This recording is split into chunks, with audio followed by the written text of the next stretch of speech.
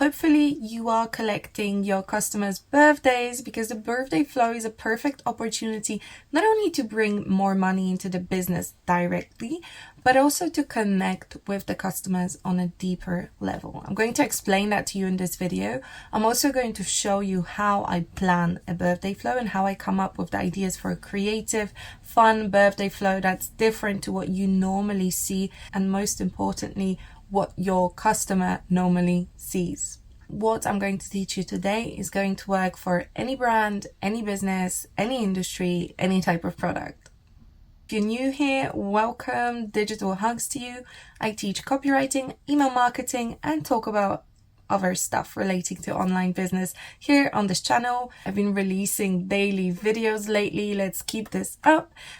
So show me your support, subscribe, like, whatever, stay around, stick around, and let's get into the birthday flows. And when it comes to birthday flows and doing something extraordinary, it always starts with a plan. Most brands, they collect the customers' birthdays and then they simply email them a discount code on the day of their birthday. Now, this is fine, but it is the basic level. If you want to be a high-level email marketer, you need to start thinking outside of the box, and you need to start taking your chances and trying things and taking risks. Now, the risk is never huge because, as you know, even if something is not working in emails, we just change it. We test something else until something works. So there's no risk in reality. But anyway, for me, the process always starts with looking at the client avatar or the audience and thinking about a cool thing that we could do for them around their birthday. So, for example, if you run a fitness-related brand, you could start talking to your audience about their birthday even 6 months in advance. Because, for example, a lot of people that are into fitness, they set themselves consistent goals. For example, okay, before my birthday, I want to lose this much weight, or I want to be in the best shape of my life. And our birthday can be very significant, especially if you think about different age groups. For example, young adults up until maybe 45, they could be more concerned with, throwing a party or a celebration or a social activity for their birthday. Now, maybe an older age group could be more introspective, so they would be, thinking about special ways that they could spend their birthday, but it wouldn't be necessarily about other people, it would be about them or their family. So that's one way of looking at it. So we could say, for example, going back to the fitness brand example, if our client avatar is, let's say, 28 years old and they're planning to go to Dubai, she's planning to go to Dubai for her birthday and she wants to be in the best shape of her life because she's going to be on the beach or whatever, we can start talking to her about this 6 months in advance. And then we can continue, right, supporting her up until her birthday with her birthday goal, right? That would make sense.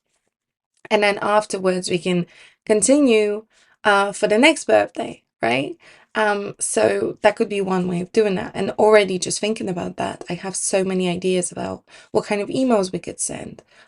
Useful emails that would be encouraging to her and keep her on track with her goals. Now, this is one way, right? Let's say that your client avatar is a mother who has a child aged between 2 and 5. And their birthday is coming up. So you could talk about how, being a mom means that all the attention is taken away from you. And obviously you're giving all your attention and time to the baby. But reminding her to treat herself and maybe sending her special recommendations on how she can take care of herself, or cool baby and mother birthday ideas or whatever. And you can also start this a few months before, and you can obviously around her birthday do send her like specific messages or a discount, whatever the brand is comfortable with. And then after her birthday, you can still relate to the birthday that just went by, and then in a little bit you would start moving to the next year, right, of her life and kind of prepping her for the next birthday flow. So I'm going to go into personalization in a moment and adapting the flows each year. But just wanted to mention that, like, you can start a birthday flow months before, and it can continue for months after, and then just naturally merge into the next year's birthday emails. Um, so I always think about that. Like, I put the target audience at the center. And if you're using something like Klaviyo, you should have a lot of data and you should be segmenting.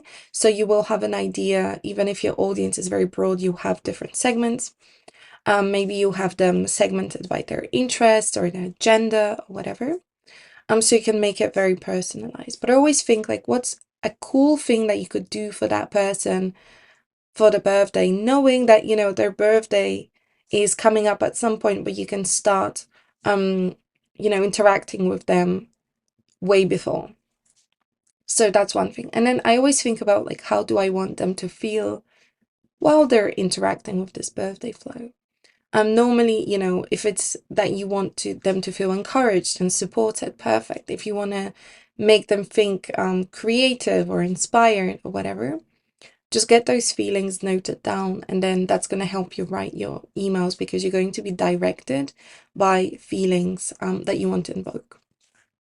So once I have that down, like I have my ideas and I understand what I'm doing, like what's the objective in relation to the customer, how I want to make them feel, and I have like different email ideas, I would move on to creating laying this out across their calendar. So, if I, let's say, my customer's birthday is here, like this is the middle point, then I would start inserting like emails before, during, and after. That's how I divide it into like 3 segments. And you want to just plan it well, like across the year. Obviously, you're not using specific dates because your customers will have birthdays on different days. But I mean, just like, for example, if you're using any email marketing platform, you would say, okay, 3 months before the birthday, you will say they will receive this message, and 2 months before this message, and on the day or 1 day before this message. And that's kind of how you would do that. Now, if you are, for example, going to be selling, let's say, something that the person could buy for themselves for their birthday or could use for their birthday, you obviously want to start selling that to them way in advance so they have enough time to receive it in time. Just something to consider when you're planning the timeline. And then obviously we'll just go into planning the emails. And that's basically it. It's not as complicated as some people might think. It just takes a little bit of creativity and thinking. Now, before I go into like the personalization aspect of how to ensure that the flow is varied for people as they go through it, so they're not receiving the same thing every single year, I just want to tell you that if you're learning email marketing and you want to learn the high level thinking and strategies behind email marketing, I do run workshops, live workshops, and the link is in the description below. So that's for you to decide if you want to do that or not. Now, the personalization aspect. If you know that the average customer stays with you for 3 years, for example, you don't want to send them the same birthday flow every year and the same emails, because this flow is going to be different to what they've received. So there's a high chance that they're going to remember it. And if it's not fun anymore, because it's fun the first time, the second time it's already boring, right? So you want to take that into consideration, and you want to make a different flow for the second time they go through the birthday flow. And you want to vary the copy and the experience every single time they go through it. Now, obviously, you don't need to do this in one sitting, because even if you start planning your birthday flow today and you implement it today, that's a whole year before your customers go through it. So you do have a year to plan the next one. What you could do is start collecting information from your customers after they go through the birthday flow. So ask them to fill in a survey. and just ask them about the experience. And, you could also segment them. For example, if they say, like, let's say it was a fitness goal, and on the birthday, you can ask them, like, did you achieve that fitness goal? And depending on what they say, you either continue to support them to achieve this goal in the future and encourage them to build the habit, or if they haven't achieved it, or if they have achieved it, then you continue, like maybe pushing them to go a little bit harder, and set another goal, etc. Or if they haven't achieved it, then you continue supporting them to help them achieve it. And that way you can make it a very personalized experience, and the customer will become very bonded with the brand, because of the emotions they're experiencing as they're going through the email flow, and obviously the value they get from it. Even though you might think like, oh yeah, like what's that gonna do? If you know your customer well and you plan the sequence well, it's gonna do a lot for them. You have no clue. We sometimes tend to underestimate how much impact an email can have. So yeah, that's basically how I do it. That's everything. As I mentioned, I do run email marketing workshops. If you want to get right into email marketing, start getting your first clients, then the link is down in the description below. Make sure you join that. Don't forget to subscribe. I do release videos almost on a daily basis. And yeah, there are other links in the description that you can check out.